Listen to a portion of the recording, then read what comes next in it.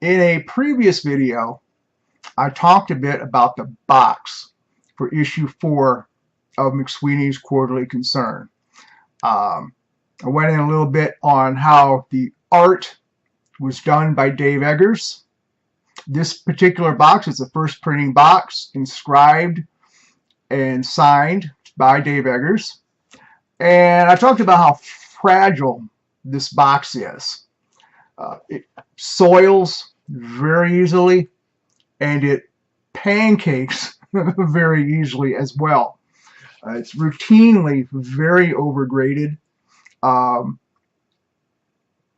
This one is quite a nice one. Very fortunate with this one. Has just a little bit of horizontal bend at the top panel.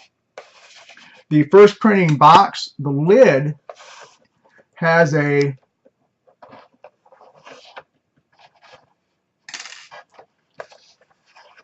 flap and slot, or tab and slot. And the tab slides down into the slot, which I don't use the slot. I don't want to open and close it and put it in and out of that slot, so I just fold the tab inside the slot. And so this tab is pretty fragile also. It delaminates, the plies come apart, and it just everything about this box, it wears. If you want to read a little about the box, learn a little more about the box, I would recommend you to Art of McSweeney's, published by Chronicle. They talk about issue 4 for several pages and put a pretty good bit of space into the problems they had with the box. Problems they never solved. So that's the first printing box. They did a second printing, and I have always wondered, did they know the box was never going to fly?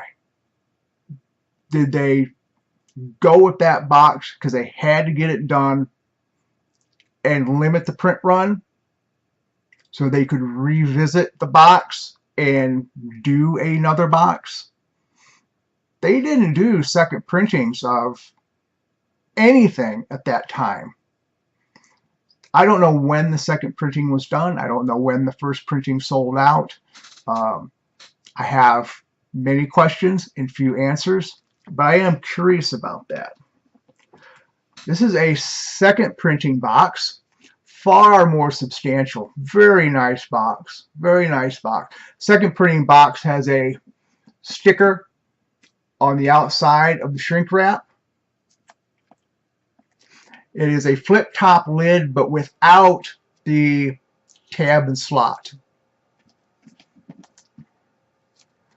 And all of the language, the graphics, all of that is the same. It's unchanged. Just a much nicer box. Here is an open one.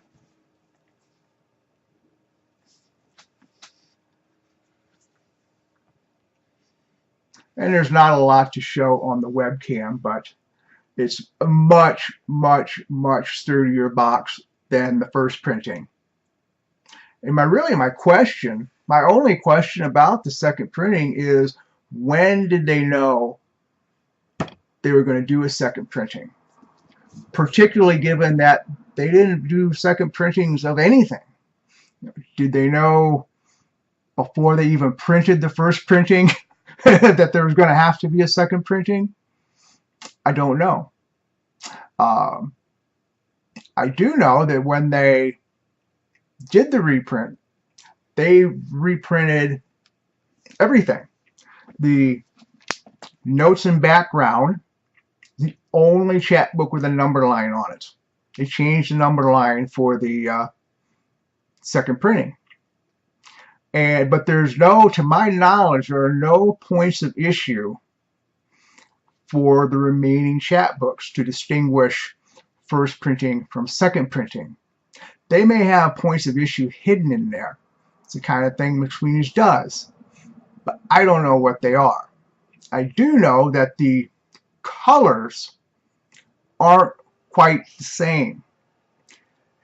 I can take a couple of known first printing boxes, put them on one side of me, take a couple of known second printing boxes, put them on the other side of me, and I can take a stack of unknown chapbooks, and with the exception of shorter stories, which I cannot tell a first printing from a second printing, I can separate first from second printing really easily. It's in the colors. They're not quite the same. So anyway, that is it. I just wanted to show the second printing box, which is a really nice box. As horrible as the first printing box is, that's how nice the second printing box is. But of course, we all want a beautiful first printing because that's the way we are. There you go.